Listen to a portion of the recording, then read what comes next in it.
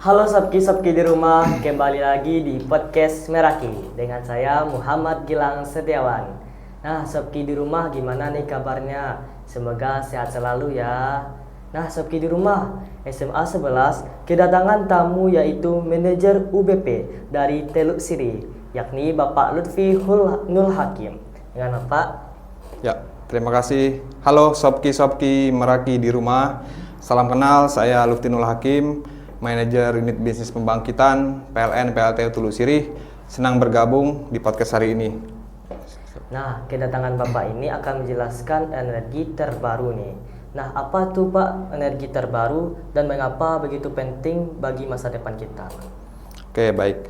Energi baru terbarukan ini memang cukup menjadi pembicaraan yang hangat ya selama beberapa tahun belakangan, karena seiring dengan meningkatnya kesadaran kita terutama di Indonesia dan seluruh dunia terhadap bagaimana konsen terhadap perubahan iklim ya. Sebagaimana yang kita tahu bahwa energi ini kan kita umumnya menggunakan terdahulu tergantung dengan energi fosil ya. Kita sudah mulai akan mengurangi ketergantungan terhadap energi fosil, yaitu dengan adanya energi baru terbarukan. Energi baru terbarukan itu merupakan energi yang bersumber dari alam, ya, yang akan selalu ada, dapat diperbarui, seperti yang kita umumnya ketahui seperti energi matahari, air, kemudian juga ada angin dan geotermal ya, panas bumi. Dan kami di PLN alhamdulillah sudah memiliki beberapa pembangkit yang bergerak atau menggunakan bahan baku energi baru terbarukan seperti PLTA ya, air, kemudian juga geotermal, ada PLTP menggunakan panas bumi. Oh, geotermal Pak. Untuk jenis energi terbarukan ini Pak yang paling umum digunakan saat ini apa? Untuk saat ini yang paling umum ya, apalagi kita di Sumatera adalah PLTA. Ya, pembangkit listrik tenaga air itu sudah ada bahkan sejak zaman Belanda ya. Ya, dari berpuluh-puluh tahun yang lalu PLTA ya, kita sudah siap juga, banyak infrastruktur yang kita gunakan. Kalau di Sumbar ini ada di PLTA atau di UBP Bukit Tinggi. Ada PLTA Batang Agam, PLTA Singkarak, kemudian PLTA Maninjau. Nah, itulah yang listrik yang kita nikmati sekarang, sebagian juga dari sana. Di PLTA ya? Betul, dari PLTA. Mengapa Pak untuk energi terbarukan ini sangat ramah dibandingkan energi dari fosil gitu Pak? Ya, karena sumbernya tadi ya berasal dari alam, sehingga emisinya juga tidak sebanyak seperti yang kita gunakan dari fosil. Bahkan dengan adanya sumber energi terbarukan ini kita bisa kombinasikan ya. Contoh, kita sudah punya PLTA ya. Kita bisa juga kombinasikan dari luasan area air itu, bisa kita juga bangun PLTS ya, solar panel, pembangkit listrik tenaga surya, sehingga bisa menutupi masing-masing kelemahan yang ada di sana. Kalau PLTS kan dia lebih sifatnya intermittent ya, sementara PLTA juga terkadang ya terpengaruh dengan musim ya. Ketika musim kemarau ya berarti nanti kita akan optimalkan di surya ya, tapi kalau musim penghujan ya kita optimalkan di air. Untuk pembangkit listrik terbarukan ini Pak, ada nggak dari pengaruh-pengaruh iklim gitu Pak? Ya, tentunya ada ya. Baik itu sumber dari alam ini kan kita juga tergantung dari ketersediaan alam itu sendiri. Kita harus tahu juga, contoh kita ingin mengembangkan energi baru terbarukan di Sumbar ya. Potensi di sini apa? Misalkan seperti kondisi sekarang energi mataharinya cukup terik dan berhari-hari ya, panas ya. Kita bisa juga jadikan itu sumber ini salah satu energi PLTS. Kemudian juga kita punya beberapa danau, sungai, bisa juga kita kembangkan PLTA lagi, atau mungkin yang lebih kecil ya, mikrohidro. Kemudian juga sebenarnya kami pun di PLTU ya, di PLTU walaupun menggunakan bahan bakar fosil batu bara, tapi kami sudah mulai bergerak mengurangi emisi dari batu bara dengan mencampur atau menggunakan yang dinamakan biomasa. Nah, biomasa ini bisa bermacam-macam. Ada biomasa dari serbuk atau limbah dari serbuk kayu, kemudian juga ada limbah dari tanaman yang sudah tidak produktif ya, seperti mungkin karet yang sudah tidak produktif. Kita cacah, kita jadikan pencampur dengan batu bara. atau mungkin limbah-limbah kayu yang lain ya seperti sampah-sampah itu juga kita bisa manfaatkan ke depan untuk mengoptimalkan ini ya sumber energi terbarukan terutama di daerah kita. Kalau untuk angin sepertinya kurang ya, tapi di beberapa daerah ada. Dan di Sumatera bagian selatan saya kira juga ada yang sedang mengembangkan ini ya geothermal. Itu bisa menjadi suntikan yang cukup bagus juga untuk kita dalam mengembangkan energi baru terbarukan. Sebagaimana spirit kami ya di PLN, kita akan meningkatkan rasio pengembangan energi dari energi baru terbarukan. Oh, tadi kan Bapak sebut geothermal. Betul. Geothermal itu apa sih, Pak? Jadi geothermal itu kita memanfaatkan energi yang sudah ada di dalam bumi kita. Jadi bumi ini mengandung panas bumi, itu kita manfaatkan, kita lakukan pengeboran. Energi panas itu kita gunakan untuk menggerakkan turbin ya, untuk menggerakkan turbin kita, sehingga nanti ini kan sifatnya panasnya saja yang kita ambil kan. Nanti panas itu akan kembali lagi dan terus ya, dia sifatnya bukanlah energi yang sekali pakai ya, sehingga potensi-potensi kita kan di sini banyak gunung-gunung berapi dan aktif ya. Ini bisa menjadi sumbangan yang besar lah buat energi terbarukan di Indonesia. Dan salah satu yang terbesar, kami di Indonesia Power memiliki kapasitas yang besar di pembangkitan listrik tenaga panas bumi. Oh, itu ya Pak ya.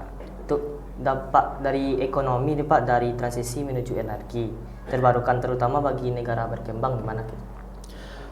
Tentunya ada ya. Kalau kita mengembangkan energi baru terbarukan, apalagi kita negara berkembang mungkin masih tergantungan dengan negara lain ya. Kita akan mungkin sedikit demi sedikit mengurangi ketergantungan terhadap bahan bakar dari negara lain ya. Kemudian juga kita bisa mengembangkan ekonomi kerakyatan yang ada di negara kita. Misal tadi ya, kita punya potensi dari biomasa ya. Ini kan kita bisa lakukan istilahnya ekonomi kerakyatan. Jadi dari kita gerakan rakyat ya untuk melakukan, ayo kita produksi biomasa ya, yang tadinya dari limbah bisa jadi bahan bakar. Ya, kemudian juga tentunya dengan peluang-peluang ini bisa jadi tambahan buat ini ya, kita lapangan kerja yang baru ya. Kemudian juga nanti kalau sudah mulai banyak pengembangan infrastruktur yang bisa kita buat sendiri, misal kita bisa membuat pabrik baterai sendiri di Indonesia, itu kan kita akan mengurangi ketergantungan import dari luar ya untuk bahan baku, sehingga dampaknya nanti energi baru terbarukan juga harganya semakin rendah, semakin terjangkau, dan kita sudah bisa mulai bergerak ke energi yang bersih. Gitu ya Pak ya. Untuk bagaimana energi terbarukan ini Pak untuk meningkatkan akses energi ke daerah-daerah terpencil gitu Pak, khususnya di Sumbar gitu Pak. Kalau untuk energi terbarukan ya, kita tentunya harus memanfaatkan sekarang kan sudah cukup berkembang ya teknologi-teknologi digital ya, kemudian sarana yang sudah ada mungkin masih bisa kita optimalkan ya. Jadi tidak perlu harus kita membuat baru dari awal ya, sarana-sarana, katakanlah kita mau meningkatkan atau mengembangkan energi baru terbarukan yang paling mudah, contoh ya, teman-teman ingin memasang PLTS rooftop ya, itu secara infrastruktur kita sudah siapkan sebenarnya. Jadi kita di PLN nih contohnya bisa buka dari ini ya, PLN Mobile, itu bisa kita ajukan kalau ingin memasang PLTS rooftop. Artinya secara infrastruktur sudah tidak perlu khawatir, itu sudah, yang penting kita sudah siap, kemudian kita lakukan pengajuan, mungkin dalam waktu kurang dari 30 hari bisa akan menerima persetujuan atau mungkin ada persyaratan yang perlu ditambah ya. Tapi secara garis besar kalau untuk di Sumbar ini kita sudah menikmati energi yang cukup bersih sebenarnya, karena tadi yang saya sampaikan kita sudah menggunakan energi dari PLTA ya. PLTA, kemudian PLTU-nya pun sudah menggunakan rasio biomasa juga untuk mencampur batu bara. Untuk energi terbarukan ini Pak kan mengandung listrik Pak. Nah, berapa watt tuh Pak listrik yang dikeluarkan dari energi terbarukan ini Pak? Nah, energi baru terbarukan ini kan sebenarnya kalau kita ambil beberapa contoh ya, PLTA. Nah, PLTA ini kapasitasnya cukup besar kami di Bukit Tinggi ya. Kalau di total bisa lebih dari mungkin hampir 500 megawatt ya, atau bahkan mungkin lebih. Itu besar sekali ya untuk penggunaan kebutuhan membebani ini kebutuhan listrik di Sumbar.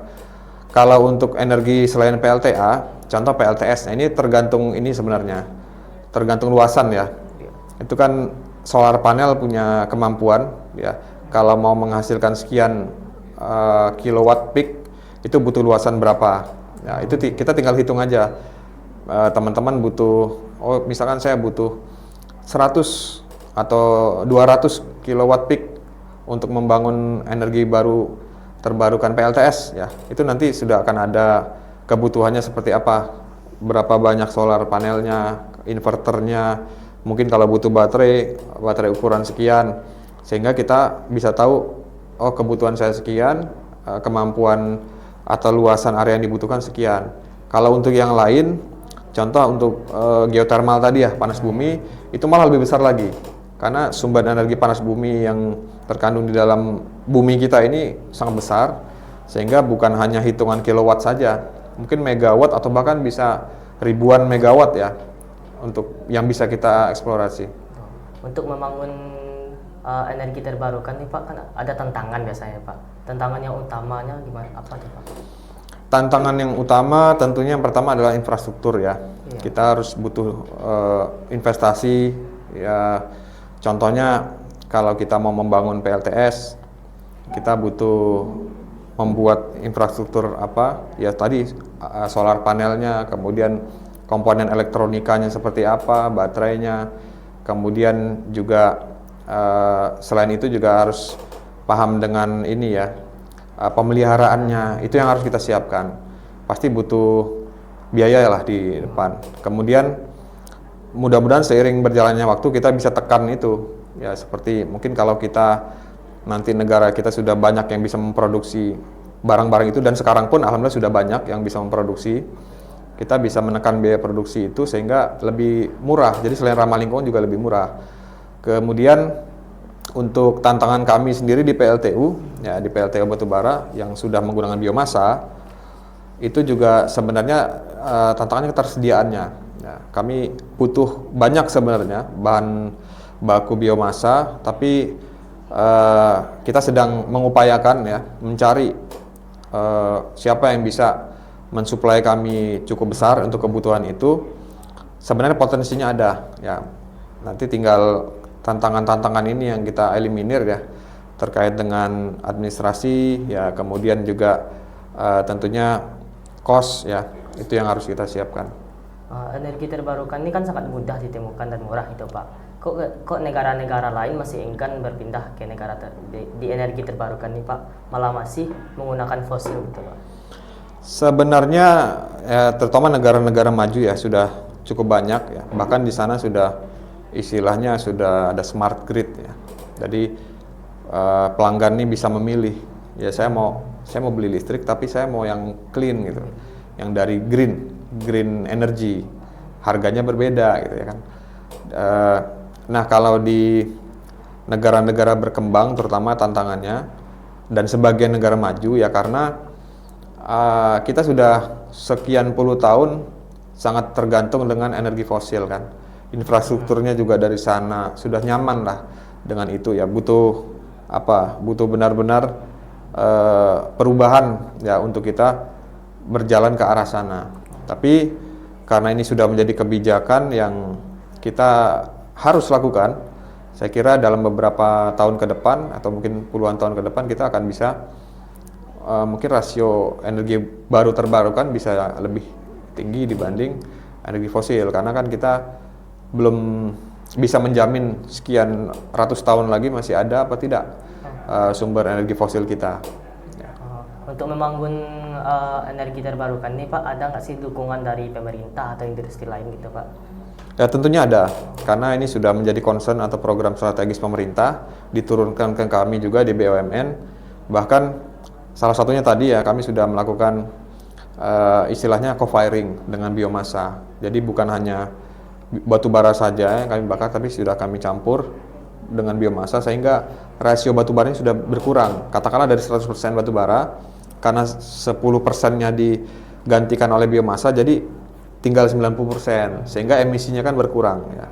Dan mungkin nanti ke depan seiring berjalannya teknologi ya, penelitian, kita bisa tingkatkan lagi ya, sehingga semakin ramah lingkungan ya, semakin clean lah energi listrik yang kita hasilkan ya.